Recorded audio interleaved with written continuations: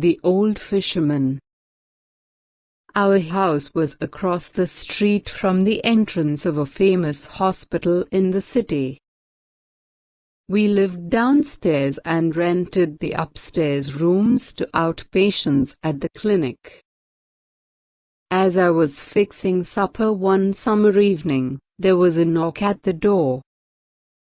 I opened it to see a truly awful-looking man.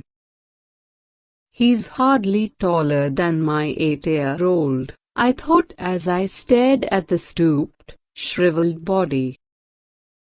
But the appalling thing was his face, lopsided from swelling, red and raw.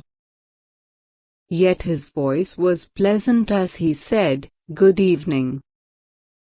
I've come to see if you have a room for just one night.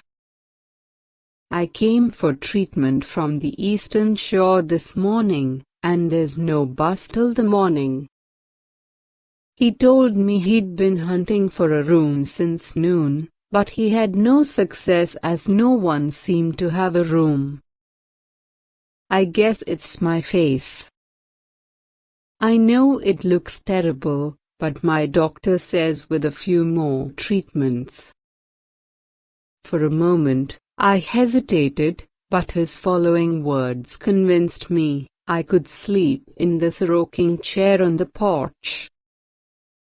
My bus leaves early in the morning, so I told him we would find him a bed but to rest on the porch.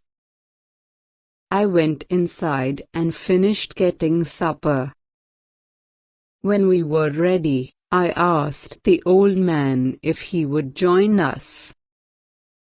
"No, thank you. I have plenty," and he held up a brown paper bag. When I had finished the dishes, I went out on the porch to talk with him for a few minutes. It didn't take long to see that this older man had a big heart crowded into that tiny body. He told me he fished for a living to support his daughter, her 5 children, and her husband, who was hopelessly crippled from a back injury. He didn't tell it by way of complaint. In fact, every other sentence was prefaced with thanks to God for a blessing. He was grateful that no pain accompanied his disease, which was a form of skin cancer.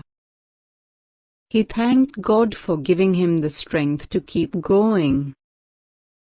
At bedtime, we put a camp cot in the children's room for him.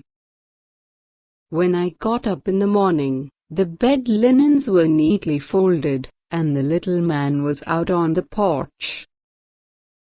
He refused breakfast, but just before he left for his bus, haltingly, as if asking a great favor, he said, "Could I please come back and stay the next time I have a treatment? I won't put you out a bit. I can sleep fine in a chair." He paused a moment and then added, "Your children made me feel at home. Grown-ups are bothered by my face, but children don't seem to mind." I told him he was welcome to come again. On his next trip, he arrived a little after 7 in the morning. He brought a big fish and a quart of the largest oysters I had ever seen as a gift. He said he had shucked them that morning before he left so that they'd be nice and fresh. I knew his bus left at 4 a.m., and I wondered what time he had to get up to do this for us. In the years he came to stay overnight with us, there was never a time that he did not bring us fish or oysters or vegetables from his garden. Other times we received packages in the mail, always by special delivery, fish and oysters packed in a box of fresh young spinach or kale, every leaf carefully washed.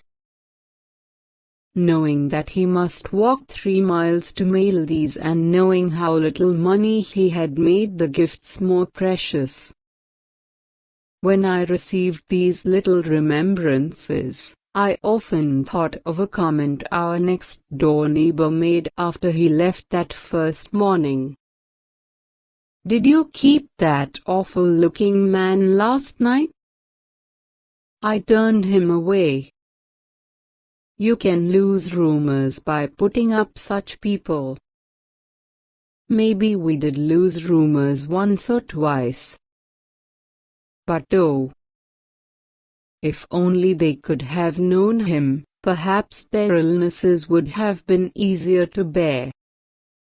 I know our family will always be grateful to have known him. From him, we learn to accept the bad without complaint and the good with gratitude. Recently I was visiting a friend who has a greenhouse. As she showed me her flowers, we came to the most beautiful one of all, a golden chrysanthemum, bursting with blooms. But to my great surprise, it was growing in an old, dented, rusty bucket. I thought to myself, if this were my plant, I'd put it in the loveliest container I had. My friend changed my mind. I ran short of pots, she explained, and knowing how beautiful this one would be, I thought it wouldn't mind starting in this old pail. So it's just for a little while till I can put it out in the garden. She must have wondered why I laughed so delightedly, but I imagined just such a scene in heaven. Here's a wonderful one, God might have said when he came to the soul of the sweet old fisherman. He won't mind starting in this small body.